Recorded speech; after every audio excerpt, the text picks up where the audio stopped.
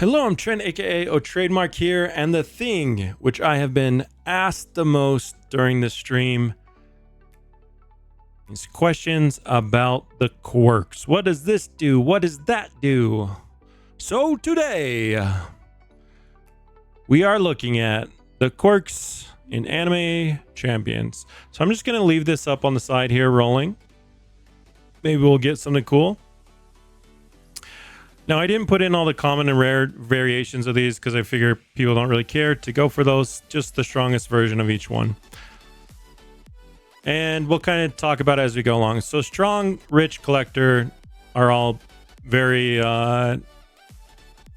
self-explanatory from anime fighters, you know, exactly the same things pretty much as they did previously. So strong gives damage, 10%, 20%, 30%. This might be more valuable in a percentage. It's whatever. 5%, 15%, 25% for rich, for coins. And then for drops, 5, 15%, 25% on drops as well. Okay.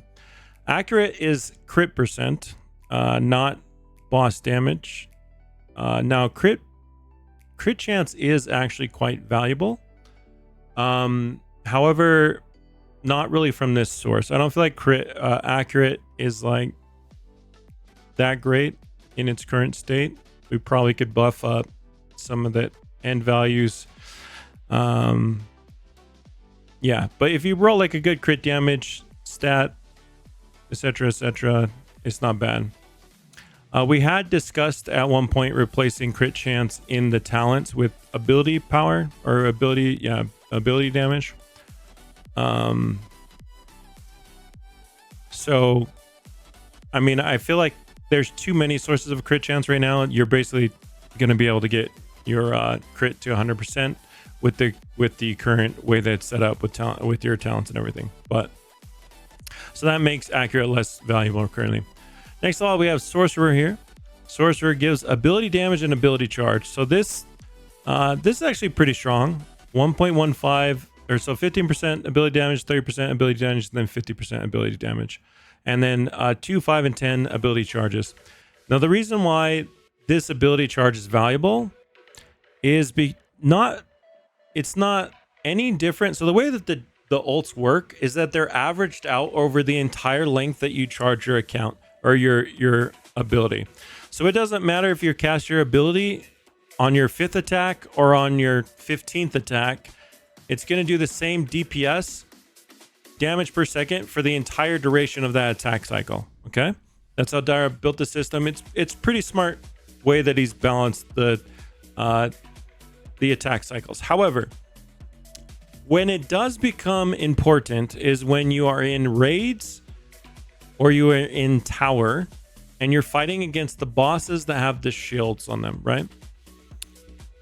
So those yellow shields, when you break the yellow shield, they go into a phase which is a vulnerable phase where they take 2 times damage. So now, if you think about it, now if your DPS over this, basically Sorcerer 3 makes it so you have, instead of having I think 15 attacks max before you cast your ultimate, you can now have up to 25 attacks, 25 punches, building up your ability, which is important because look at it this way.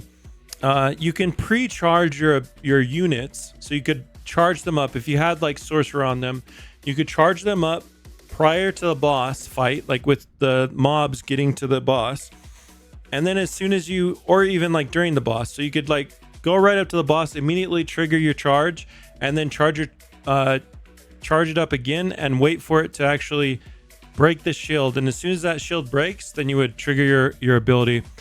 So yeah, it's basically only a mechanic, which is manually casting your ult is only a mechanic that needs to be used when you're in raid boss or tower mode. Okay, when you're fighting a boss with a yellow bar, that's really the only time. Other than that, you can pretty much just always cast it on automatic auto ability mode, and it does the exact same thing.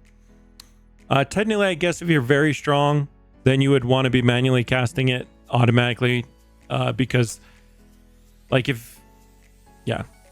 anyways, it doesn't matter. Okay, so going on to fast, it does not give just move speed. It gives attack speed and move speed. So it gives the same amount of both. Fast 1 gives 20%, fast 2 gives 50%, and fast 3 gives 100%. So that's actually quite good. 2 times attack speed. Now, let's talk about attack speed, because again, we'll have to talk about when he calculates ability damage, it's based on the base attack speed. So attack speed does not affect your ability damage.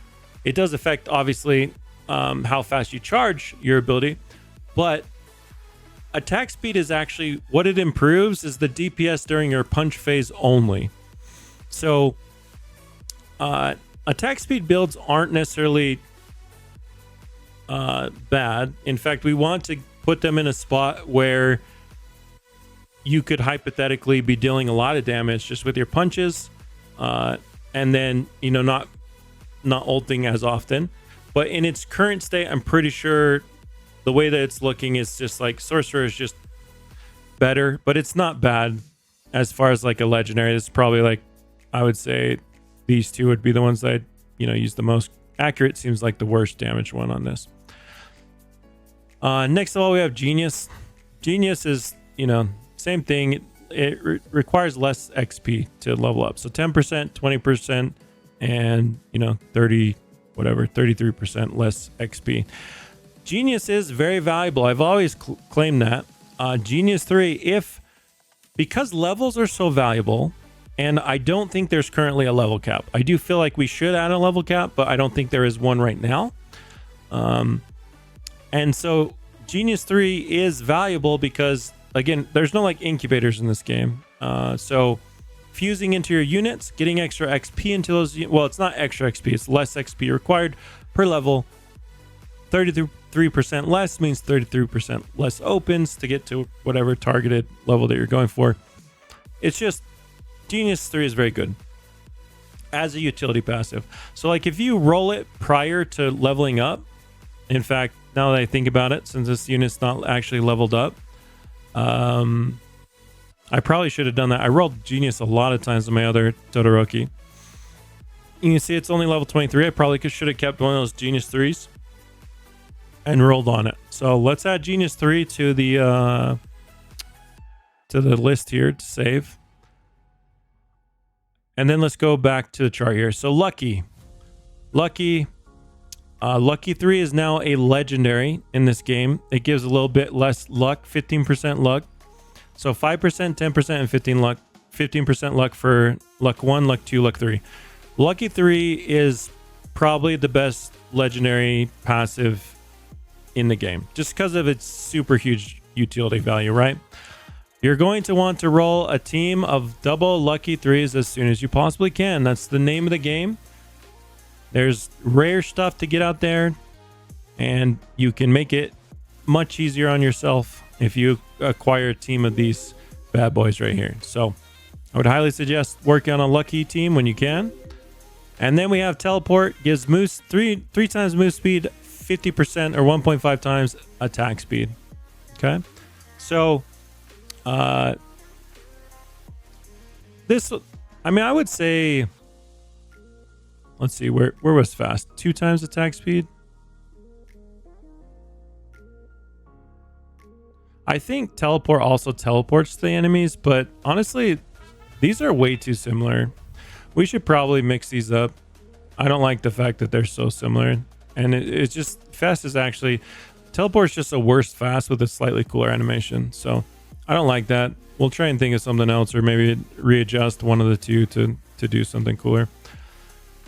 Now let's hop into the mythics.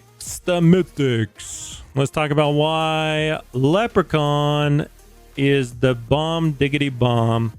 Here you go. I'm actually going to leave those. Yeah, we might as well leave those quirks on screen. Leprechaun, 0.2%, so 1 in 500 on average. Let's stretch this out a little bit. You cannot see this. There we go. All right. So gives 1.2, so 20% luck, 1.4 coins, 1.75 move speed, and 2.25 attack speed.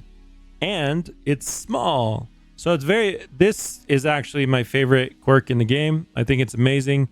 It's giving you the luck. So it's like lucky 4, It's got what is rich at? It's like, yeah, so it's like lucky 4, rich 4, move speed, attack speed, and it's small. Like, this is a great passive, both visually and just utility wise. Amazing.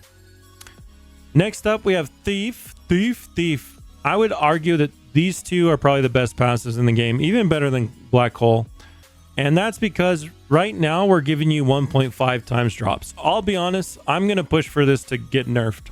I don't think I saw that when he put that in.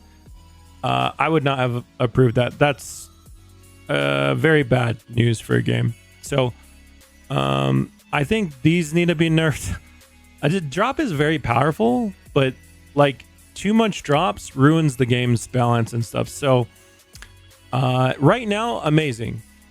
I'm going to push for it to not be so amazing. So don't be surprised when we nerf this tomorrow or the next day.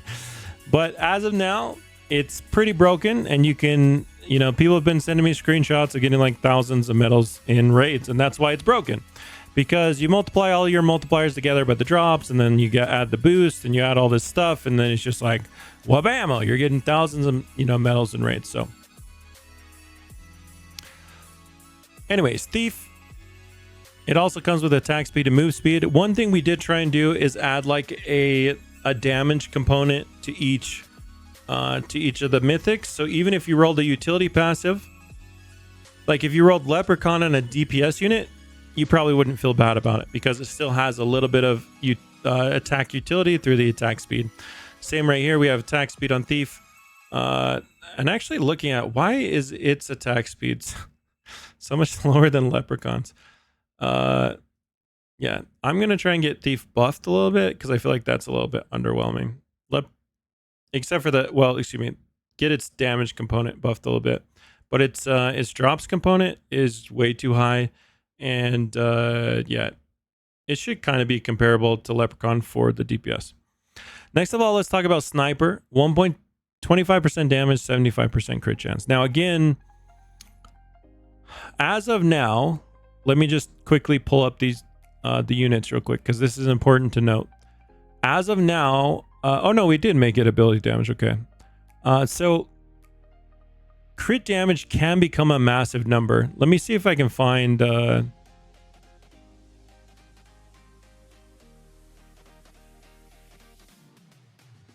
me see if I can find one that's got like a good. Okay, there we go. So in S rank, it can go like up to like 3x crit damage, right? So literally, if you get 100% crit chance, that's every one of your attacks is doing 3x damage, right?